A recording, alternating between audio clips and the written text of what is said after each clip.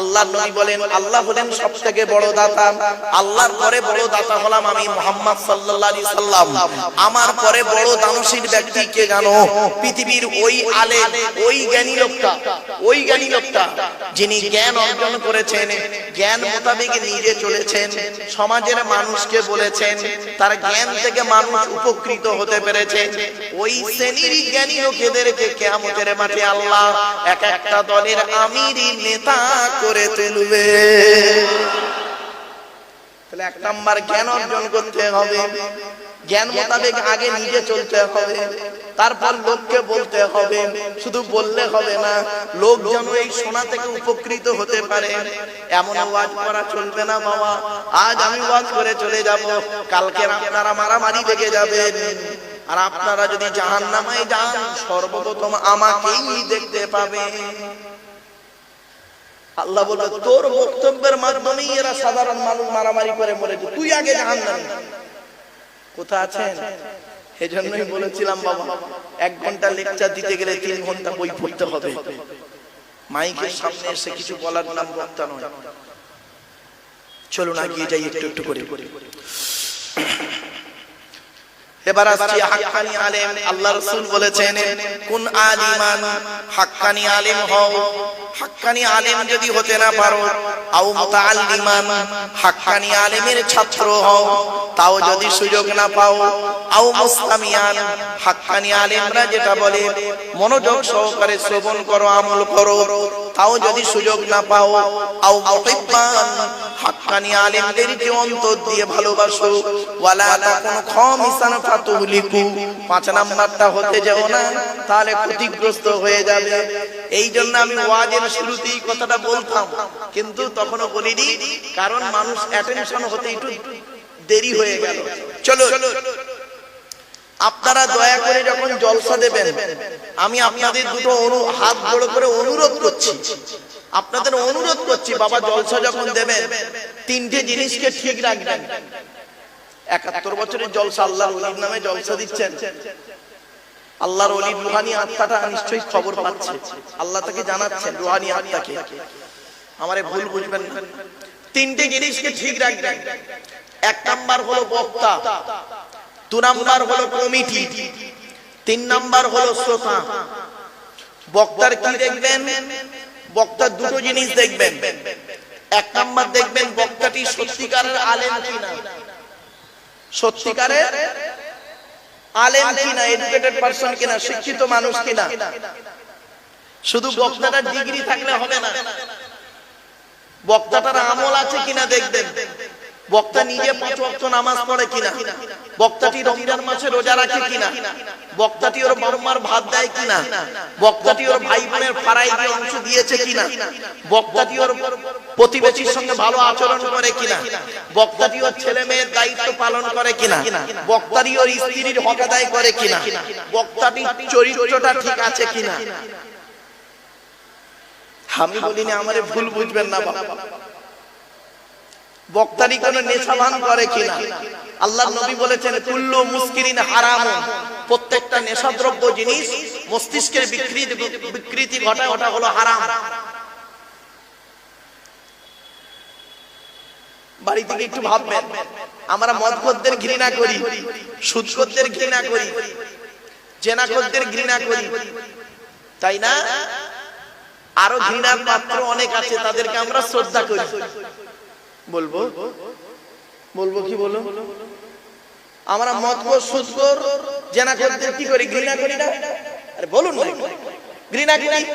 আর আরো এরকম এর থেকে আরো কঠিন কঠিন হারামখোর আছে, তাদেরকে আমরা শ্রদ্ধা সম্মান করি। তো 2-1টা বলি। কলমের হারামিপনা, শিক্ষিত মানুষ কলমের হারামিপনা, তো ওটা নয় বাদ দিলাম। অনেক কোরআন হাদিস জানে না, কিন্তু কোরআন হাদিস জানে। গালে দাড়ি মাথায় টুপি বড় পাঞ্জাবি, গালে দাড়ি মাথায় টুপি বড় পাঞ্জাবি, দিল্লি, বোম্বাই, মিরাট, সুরাট, গুজরাট, হায়দ্রাবাদ, আহমেদাবাদ, লখনউ, বেনারস, আসাম, ত্রিপুরা, মেঘালয়, মণিপুর, ইম্ফল, যোধপুর, জয়পুর, ভাইজাগ, পাটনা, কটক, ভুবনেশ্বর, ব্যাঙ্গালোর, চেন্নাই থেকে শুরু করে কর্ণাটকের কোচি পর্যন্ত। কি হলো? মাদ্রাসা মসজিদের নামে চাঁদা তুলে, মাদ্রাসা মসজিদের নামে চাঁদা তুলে নিজের গাড়ি বাড়ি বিল্ডিং করে নিল। আল্লাহর কোরআন বলছে, আমি বলি নাই, আল্লাহর কোরআন বলছে যারা ইতিমের মাল খেয়ে নেয় তারা তাদের নিকৃষ্ট পাপী হলো তারা যারা ইতিমের মাল খায়। খবরদার বাপেদের বলে যাচ্ছি, বাপ মারা গেছে, চাচা বেঁচে আছে, ছোট ছোট ভাইপোদের সম্পত্তি চাচা নিজের নামে রেকর্ড করে বসে আছে, উনি আবার হাজি সাহেব। তোমাকে হাজি সাহেব বললো কে? তোমাদের মাথায় ঢোকানো আছে সারা জীবন পাপ করবে, 80 বছর বাঁচলে 75 বছর বয়স পর্যন্ত হরদম পাপ করবে, লোকের পাপ কাজ করে যাবে। আর 75 বছর বয়সে মক্কায় গিয়ে মদিনায় গিয়ে নবীজির রওজা মুবারকে গিয়ে সালাম দেবে, আর ওখানে হজরে আসওয়াদ নামক একটা পাথর আছে, পাথরে গিয়ে চুমা দেবে, সমস্ত পাপ তোমাদের জিরো হয়ে যাবে। তাই যদি হতো নবীজি এটাই বলে যেতেন, সারা জীবন যা পাপ করবি করবি, পৃথিবীতে পাপ যখনই থাকবি সেখানে পাপ করবি, করার পরে একবার কোন রকম কষ্ট করে মক্কায় চলে আসবি, এসেই তোরা খালি হজরে আসওয়াদে চুমা দিবি, ব্যাস তোরা খালাস হয়ে যাবি। তাহলে এই কোরআনটার পাঠানোর দরকার ছিল না, এই কোরআনটা পাঠানোর দরকার ছিল না। এই কোরআনের 6666টা আয়াত, কেউ বলেছেন 6236টা আয়াত, 3,23,215টা অক্ষর। এই কোরআন 22 বছর 9 মাস 14 দিন, কম বেশি 23 বছর ধরে কোন ঘটনাকে কেন্দ্র করে, কোন ব্যক্তিকে কেন্দ্র করে, কোন বস্তুকে কেন্দ্র করে কোরআনের আয়াতগুলো নাযিল হয়েছে। 6000 আয়াত নাযিল হয়েছে, 12,000 জায়গায় নাযিল হয়েছে। জোরে বলো। আমার বাপেরা, কথাগুলো শুনতে সাময়িক একটু খারাপ লাগবে, কিন্তু অতি বাস্তব কথা বললাম, আমাকে ভুল বুঝবেন না। আল্লাহ রাসূল বলেছেন, আচ্ছা আগে কোরআনটা বলি। কোরআনের কথায় লেখা আছে 4 নম্বর পারা 17 নম্বর পৃষ্ঠার 14 নম্বর লাইন, সূরার নাম সূরা নিসা 10 নম্বর আয়াত, ইন্নাল্লাযীনা ইয়াকুলুনা আমওয়ালাল ইয়াতামা যুলমান ইন্নামা ইয়াকুলুনা ফী বুতুনিহিম নারা ওয়া সায়াসলাউনা সাঈরা। আল্লাহর কোরআন বলছে, নিশ্চয়ই যারা ইতিমের মাল খেয়ে নেয়, ইতিমের মাল যারা ভক্ষণ করে, তারা তাদের পেটে নরকের আগুনগুলো ঢোকাতে শুরু করে, আমি আল্লাহ তাদের জন্য সাঈর নামক জাহান্নাম নির্ধারিত করে রেখে দিয়েছি। আপনি কি ভাবলেন? আল্লাহর নবী বলেছেন, মান আওয়া ইয়াতীমান ইলা তাআমিহি ওয়া শারাবিহি আওজাবাল্লাহু লাহুল জান্নাহ। কোন ব্যক্তি যদি কোন ইতিম বাচ্চার মাথায় হাত বুলায়, কোন ব্যক্তি যদি কোন ইতিমকে আশ্রয় দেয়, কোন ব্যক্তি যদি কোন ইতিমকে খাবার খাওয়ায়, কোন ব্যক্তি যদি ইতিমকে পানি পান করায়, আওজাবাল্লাহু লাহুল জান্নাহ, ওই ব্যক্তির জন্য জান্নাত ওয়াজিব হয়ে যায়। আপনি জান্নাত খুঁজতে এসেছেন ঈদগার জলসার প্যান্ডেলে, আপনি জান্নাত খুঁজতে গেছেন মসজিদের ভিতরে, আর আল্লাহর নবী বলছেন জান্নাত কোথায় আছে জানিস? তোর বাবার পায়ের তলায়। ইন্নাল জান্নাতা তাহতা আকদামিল উম্মাহাত, তোর বাপ আর মায়ের পায়ের তলায় তোর জান্নাত। জোরে বলো। মায়ের ওষুধ কেনার পয়সা দেয় না, শাশুড়ির হজে নিয়ে যাচ্ছে, উনি ভালো জামা, রাগ করবেন না। আমরা এখানে অনেকে আছি, ভালো ছেলে হতে পারি, ভালো জামাই হতে পেরেছি, এজন্য আপনাদের অনুরোধ করছি, আগে ভালো ছেলে হন, পরে ভালো জামাই হবে। আমার শ্বশুর লোককে কি বলে জানেন?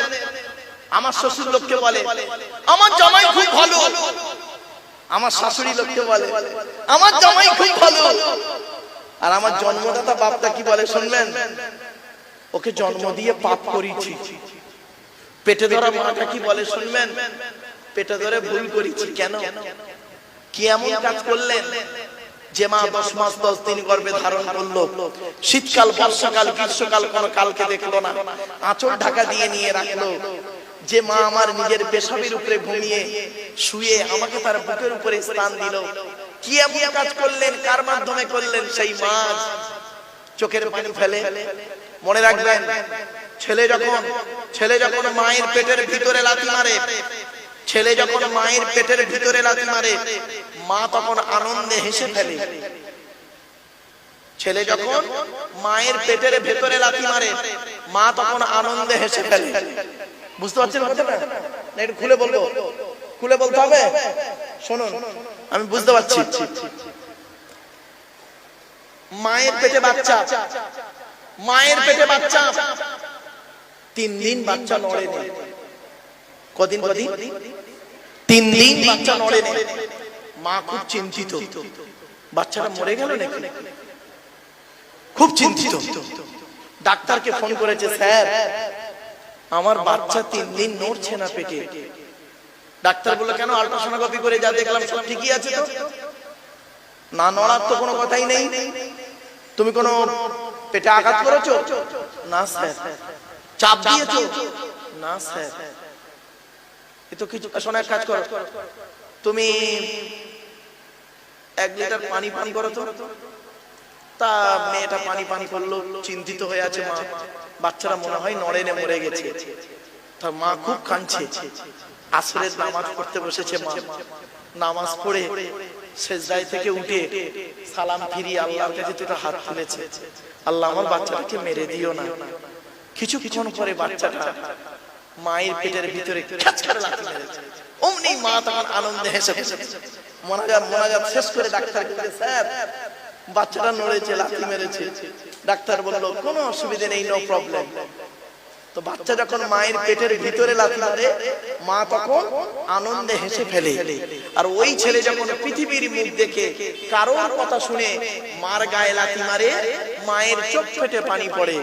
দুটোই লাথি, একটা ছিল মায়ের পেটের ভেতরে লাথি, একটা ছিল পেটের বাইরে লাথি। বাবাজি, বাপের ভাত দাও না, মার ভাত দাও না, তুমি আমার ওয়াজ শুনবে? তোমার মতো নিকৃষ্ট শ্রোতা আমার প্রয়োজন নেই। বাস্তব কথা বললাম।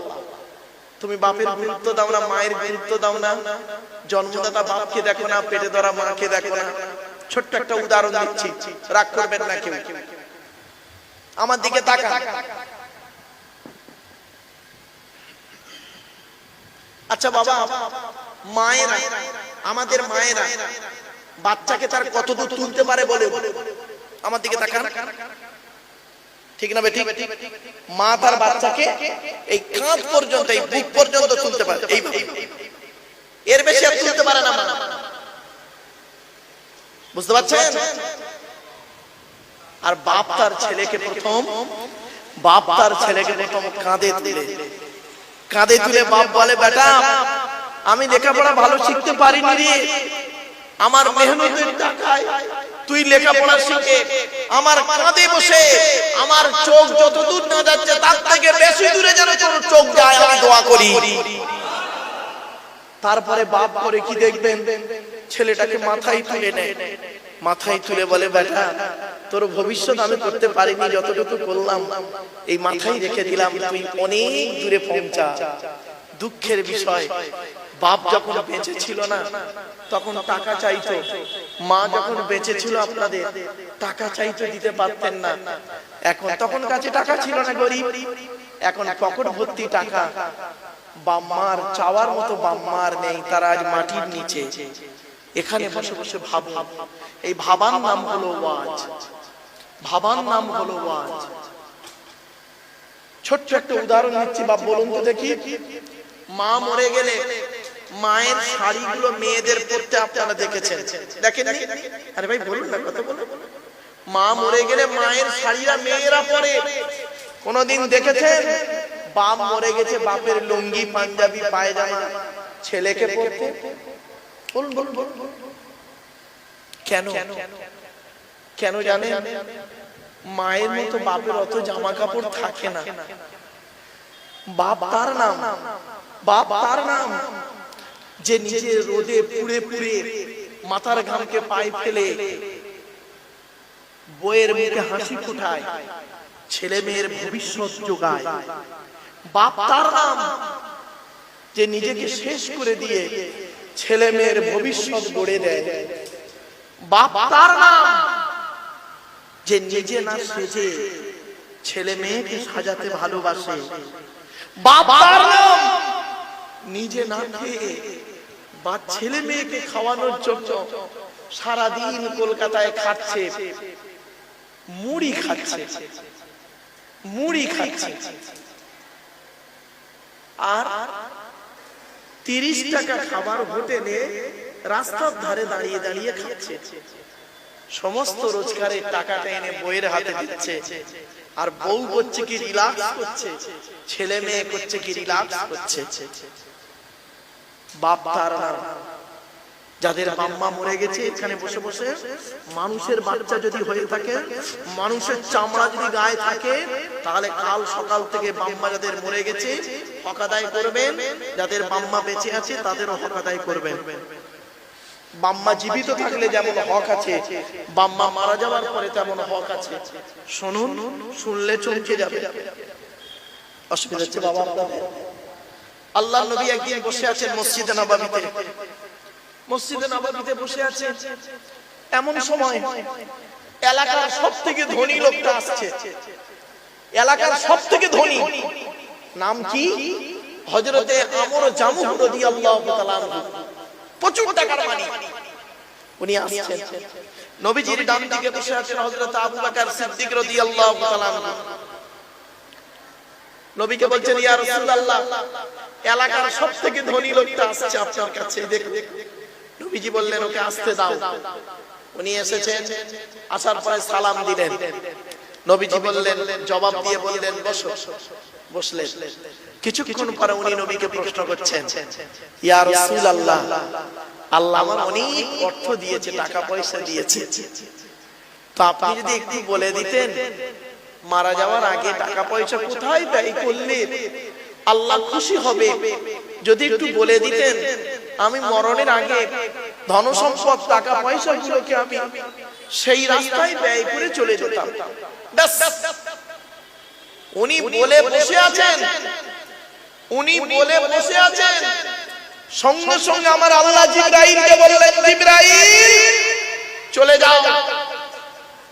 ওনাকে কেন্দ্র করে কোরআনের এই আয়াতটা নাযিল হলো, শুনে নিন। ইয়াসআলুনাকা মাযা ইউনফিকুন কুল মা আনফাকতুম মিন খায়রিন ফালিল ওয়ালিদাইনি ওয়াল আকরাবিন। 2 নম্বর পারা 12 নম্বর পৃষ্ঠা 13 নম্বর লাইন, সূরার নাম সূরা বাকারা।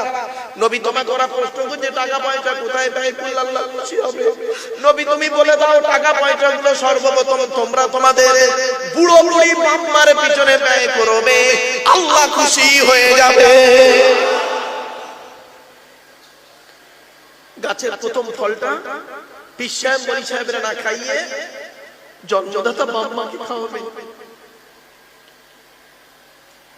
ব্যবসার প্রথম টাকাটা, লাভের টাকাটা একে তাকে না খাইয়ে জন্মদাতা বাম্মার গালে তুলে দেবে।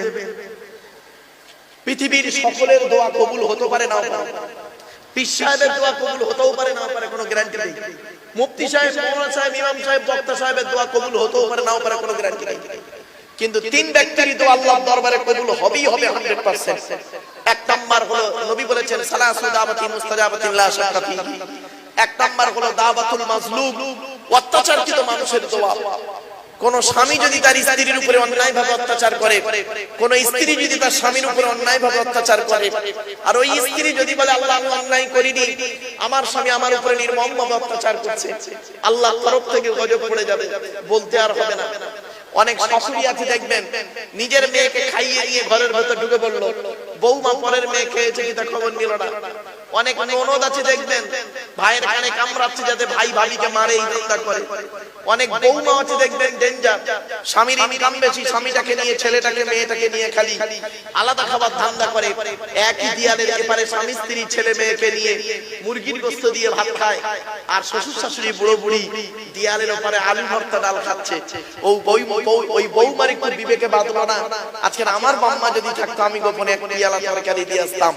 ওরে বৌমা, তুমি মুফতি সাহেবের মেয়ে হও, হাজী সাহেবের মেয়ে হও, তুমি যদি তোমার শ্বশুর শাশুড়িকে নিজের বাম্মার মতো ভক্তি শ্রদ্ধা করতে না পেরেছো, তোমার মতো বৌমাও হলো জাহান্নামী। ইসলাম এক পেশে কথা বলে না। 2 নাম্বার হলো ওয়াদাওয়াতুল মুসাফিরিন, মুসাফিরের দোয়া আল্লাহ কবুল করে। 3 নাম্বার হলো ওয়াদাওয়াতুল ওয়ালিদি আলা ওয়ালাদিহি, কোন বাপ আর মা যদি নিজের কলিজার টুকরা সন্তানের জন্য দোয়া চেয়ে যায়, বিদ্যুতের থেকে দ্রুত গতিতে বাম্মার দোয়াটা আল্লাহর দরবারে কবুল হয়ে যায়। এজন্য বাপেদের অনুরোধ করে বলে যাচ্ছি, যাদের বাম্মা বেঁচে আছে এখনো সুযোগ আছে, এই সুযোগটা হাতছাড়া করবেন না। আল্লাহর নবী বললেন, এই কথা বলার পরে নবীজির সামনে একজন সাহাবী যুবক ছেলে বললেন, ইয়া রাসূলুল্লাহ, যুদ্ধের ময়দানে গিয়েছিলাম, এসে দেখছি আমার মা মারা গেছে, এখন আমি কি করব বলুন। আমার মা মারা গেছে, আমি এখন কি করব? নবীজি বললেন, তুমি তোমার মায়ের জন্য দুটো কাজ করবে। এক নাম্বার, তুমি তোমার মায়ের জন্য রুহে মাগফিরাতের দোয়া চাইবে, যেন আল্লাহ তোমার মাকে ক্ষমা করে দেয়, জীবনের গুনাহ কাটাগুলি ক্ষমা করে দেয়। দুই নাম্বার হলো, ও যুবক, তুমি তোমার মায়ের জন্য দান খয়রাত করবে, কবরে শুয়ে শুয়ে তোমার মা সওয়াব পাবে।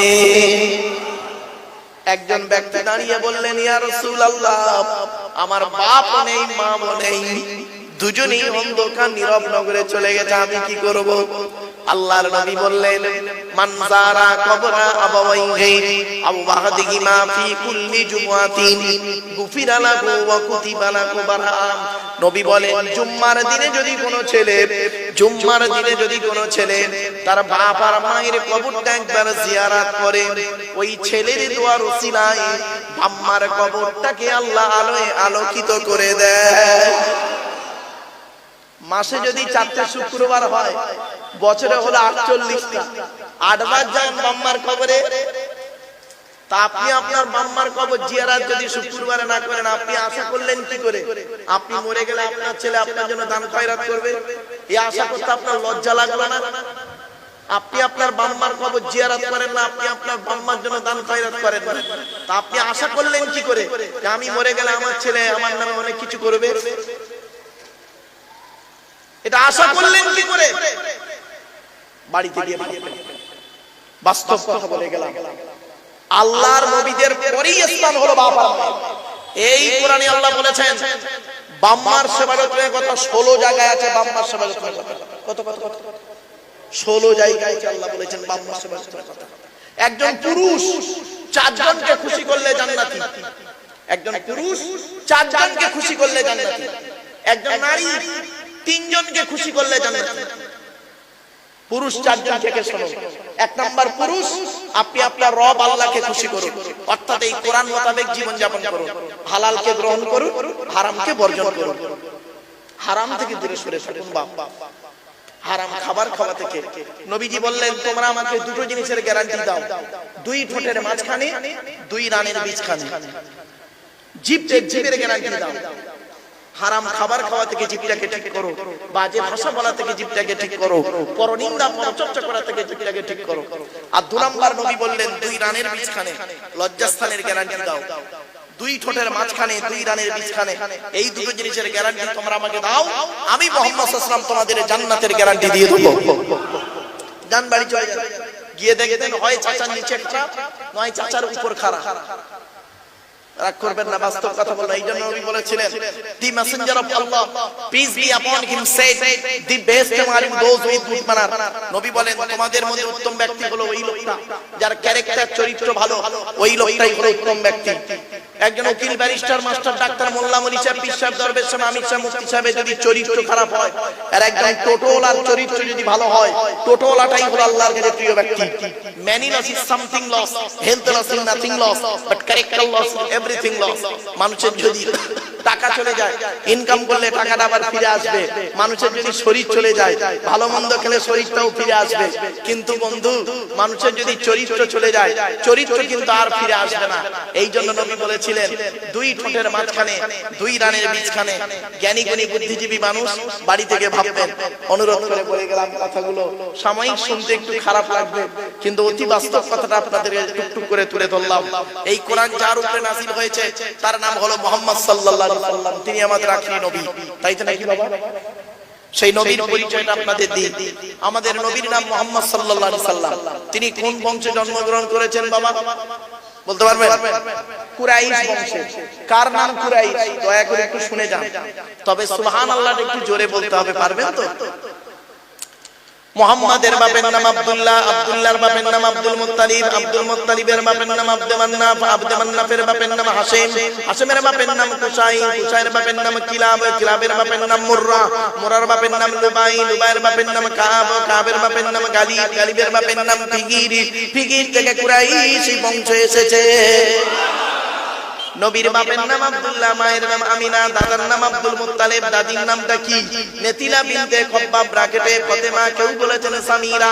নবীর নানার নাম হলো আব্দুল ওয়াহাব জুবরি, নবীর নানির নাম হলো বারিরা বা বাররা, নবীর দুধ মার নাম হলো হালিমা, নবীর দুধ বাপের নাম হলো হারিস, নবীর দুধ ভাইয়ের নাম আব্দুল্লাহ, নবীর বাপের নাম আব্দুল্লাহ, নবীর দুধ ভাইয়ের নাম আব্দুল্লাহ, দুজনে এক করে ফেলবেন না।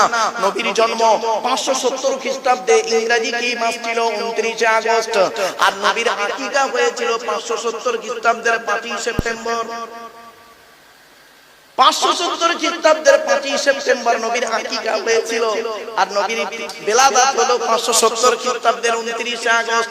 আরবি মাস ছিল রবিউল আউয়াল মাস, 12 তারিখ, মতান্তরে 9 তারিখ। সোমবার সবে সাদেকে সময় আরবের মক্কা নগরী কুরাইশ বংশে নবীর জন্ম। নবীর বাপেরা হলো 10 ভাই, নবীর মায়েরা হলো 19 বোন। নবীর 9টা চাচা, নবীর 9টা চাচা, 18টা খালা, 6টা ফুফু, 7টা ছেলে মেয়ে। নবীর 9টা চাচার নাম কি? বড় চাচার নাম হারিস, জুবায়ের, মুকাইয়িম, ফাইদার, জাইদার, আবু লাহাব, হামজা, আব্বাস, আবু তালেব। নবীর বাপ হলো আব্দুল্লাহ। নবীর 7টা ছেলে মেয়ে, 3টে পুত্র সন্তান, 4টে কন্যা সন্তান। 3টে পুত্র সন্তানের নাম কি? 3টে পুত্র সন্তানের নাম হলো, বড় ছেলেটার নাম হলো কাসেম, পরের ছেলেটার নাম হলো তাহের বা তৈয়েব, ছোট ছেলেটার নাম হলো ইব্রাহিম। 4টে কন্যা সন্তানের নাম কি? বড় মেয়েটার নাম যায়েনাব, রুকাইয়া, উম্মে কুলসুম, ছোট মেয়েটার নাম হলো ফাতেমা, যার সঙ্গে নবীজি হযরত আলী রাদিয়াল্লাহু তাআলা আনহুর সঙ্গে বিবাহ দিয়েছিলেন। হযরত আলী রাদিয়াল্লাহু তাআলা আনহুকে জামাই করতে গেলেন কেন নবীজি? আলীর মধ্যে আল্লাহ পাক অনেক গুণ দান করেছিলেন, তার মধ্যে দুটো গুণ আপনাদেরকে তুলে ধরছি। শুধু আলী রাদিয়াল্লাহু তাআলা আনহু শুধু নয়, প্রত্যেকটা সাহাবীর মধ্যে আল্লাহ পাক অনেক গুণ দান করেছিলেন। সাহাবীদের সম্পর্কে কোনোদিন বাজে মন্তব্য করবেন না। আল্লাহর নবী বলেছেন, আসহাবিকান নুজুম বিআইয়িহিম ইক্তিদাইতুম ইহতিদাইতুম। আমার সাহাবীরা হলো প্রত্যেকটা নক্ষত্রের ন্যায়, যাকে অনুসরণ করবে তার মাধ্যমে দুনিয়াতে শান্তি সম্মান পাবে, আখিরাতে জান্নাত পেয়ে যাবে। চলুন ওই ছেলেকে জামাই করবেন, যাই ছেলেকে জামাই করবেন না যে ছেলের মধ্যে কমসে কম দুটো গুণ পাবেন। খালি একলা বাপের একটা ছেলে দেখে ছুটবেন না, সব একলা বাপের একটা ছেলে সমান নয়। ওই ছেলেকে জামাই করবেন যে ছেলের মধ্যে কমসে কম দুটো গুণ পাবেন। আর কোন মেয়েকে বৌমা করবেন, খালি সাদা চামড়া দেখে ছুটবেন না, সব সাদা চামড়ার মেয়ে ভালো নয়। বাংলায় একটা কথা আছে, নদীর জল ঘোলা ভালো, জাতের মেয়ে কালো ভালো। ফেলে দেবেন না বাবা, বাস্তব কথা। কোন মেয়েকে বৌমা করবেন, যাই মেয়েকে বৌমা করবেন না। মৌলানা সাহেবের মেয়ে বলি যে বৌমা করলে আপনি সুখী হবেন, কোনো গ্যারান্টি নেই, ঠিক না? ওই মেয়েকে বৌমা করবেন, কোরআন বলেছে যে মেয়ের মধ্যে কমসে কম 6টা গুণ পাবে। 6টা। তা আগে কোনটা বলবো বাপ, ছেলেদের না মেয়েদের? আগে ছেলেদের হতো নাকি? আমার মা বোনরা আছে না, সব চলে গেছে। হুজুর আছে, আমার মা বোনেরা একটু শুনে নিন মা। ওই ছেলেকে জামাই করবেন যে ছেলের মধ্যে কমসে কম দুটো গুণ পাবেন। 1 নাম্বার, ছেলেটি সৎ ছেলে কিনা খবর নেবেন। সৎ কাকে বলে এখানেই ব্যাখ্যা করলাম। 2 ঠোঁটের মাঝখানে 2 ধানের বীজখানে, বাড়িতে গিয়ে ভাববেন। 2 নাম্বার, ছেলেটি কর্মী কিনা খবর নেবেন। বাপের হোটেলে খায় এমন ছেলেকে জামাই করবেন না, ছেলে নিজে কি পরিশ্রম করে খবরটা নেবেন। এবার আসছে, শুনে নিন, একটু ব্যাখ্যা করে দিই। কোটিপতির ছেলে যদি কুড়ে হয়, কুড়ে পর্যন্ত কুড়ে, কোটিপতির ছেলে যদি কুড়ে হয়, 2 বছর পরে বিভিন্ন অ্যাঙ্গেলে শ্বশুরের কাছে বাতি করবে। বুঝতে পারছেন? বুঝতে পারছেন? তাহলে খুলে বলি, আমার কথা বুঝতে গেলে একটু ব্রেন লাগবে, বলেছি আগে। কোটিপতির ছেলে যদি কুড়ে হয়, কুড়ে মানে অলস, বিভিন্ন অ্যাঙ্গেলে 2 বছর পরে শ্বশুরের কাছে বাতি ধরবে। কিরকম দেখবেন? শ্বশুর ধরুন কোটিপতি, শ্বশুর কোটিপতি, এ তো কুড়ে, এ কাজকর্ম করে না। কি করছে জানেন? হঠাৎ কোথায় কিছু নেই, বছর দুই সংসার ভালো চললো, শ্বশুর দিয়েছে কিছু, সংসার চললো, তারপরে এখন এবার কি করছে, কি করে, কুড়েদের অবস্থা দেখো। শ্বশুরের কাছে তো টাকা ঝাড়তে হবে, কি করে ঝাড়া যায়?